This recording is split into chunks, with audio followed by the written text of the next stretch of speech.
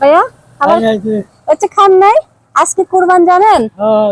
দেখি আমি আপনার জন্য ভাত নিয়ে আসছি। এটা ধরেন, তরকারি দি। আমি আসলে একসাথে মিক্স করে আনি নাই, যে কেন যে একসাথে দিতে পারবো না, এই জন্য। একটু পানি খাবেন না? পানি দিয়ে দাম। দুপুরে তো খাওয়া হয় নাই না? হাত ধুবেন না ভাই? ও, হাত তো ধুচ্ছে। হ্যাঁ, হয়েছে হয়েছে, হাত ধুতে হবে না।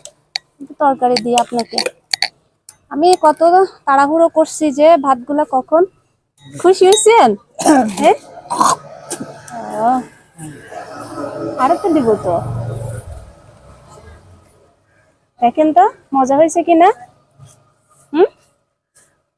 খাওয়া যাচ্ছে? ভাইয়া কথা বলবেন না? আচ্ছা পরে বলবেন, যে আগে খাবেন। আচ্ছা খান। হ্যাঁ, আমি অন্য ভাইরা আছেন আরো, ওদেরকে দিতে যাচ্ছি। তাহলে আপনি খেয়ে সুন্দর। হ্যাঁ, আর কিছু লাগবে? হ্যাঁ, কি আরো গোস্ত দিতাম? ও, এটা বলতে হবে না আমাকে যে আরো গোস্ত দে? আজকে কুরবান না, আপনি জানেন? আরো দিতাম। হয়েছে?